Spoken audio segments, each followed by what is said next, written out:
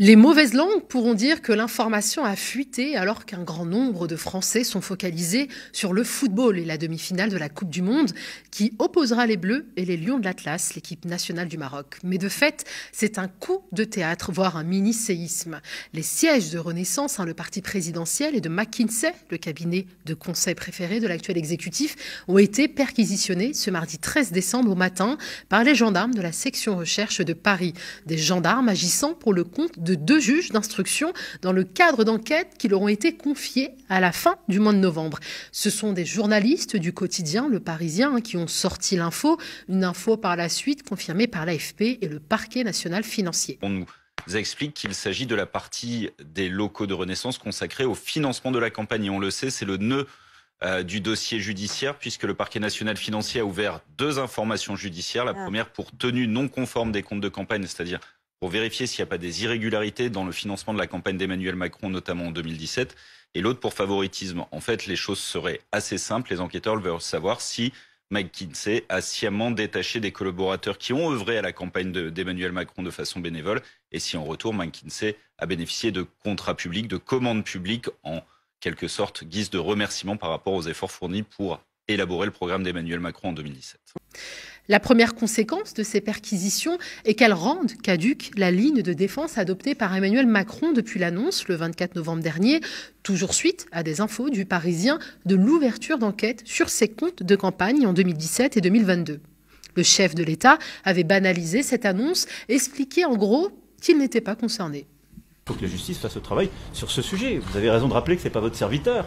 Alors certains voudraient le politiser. Je m'en suis déjà expliqué des centaines de fois, donc ma réaction ne va pas changer. Mais comme votre confrère l'a très bien rappelé, je crois que le cœur de l'enquête n'est pas votre serviteur. Le cœur de l'enquête n'est pas votre serviteur. Eh bien si, quand la justice effectue une perquisition au siège du parti présidentiel, quand elle évoque ouvertement les campagnes électorales de 2017 et de 2022, qu'il est question de passer au peigne fin, c'est que le cœur de l'enquête, c'est bel et bien Macron, candidat devenu à 2 reprises président de la République. Cela dit, il faut avoir à l'esprit que le travail des juges d'instruction chargés de cette affaire explosive est tout sauf évident. D'abord parce qu'une partie des faits sur lesquels porteront les investigations sont désormais assez vieux, ils datent de plus de 5 ans. Et certains éléments de preuve ont pu disparaître par la force des choses ou être détruits volontairement au fil du temps. Mais le principal obstacle placé sur la route de la manifestation de la vérité dans cette affaire porte un nom: l'irresponsabilité pénale du chef de l'État, un principe qui est consacré par la Constitution de la Ve République. Un principe dont l'interprétation est extrêmement large et qui, dans le fond, protège le chef de l'État en exercice, même lorsque les faits évoqués datent d'avant sa prise de fonction. C'est cette interprétation large qui avait été opposée à la députée France Insoumise, Danielle Simonet, quand elle avait défendu au sein de la commission des lois l'idée d'ouvrir une commission d'enquête parlementaire sur les révélations Uber Files. C'était le 16 novembre dernier. Réécoutons les propos alors tenus par Sacha Houlié, député Renaissance.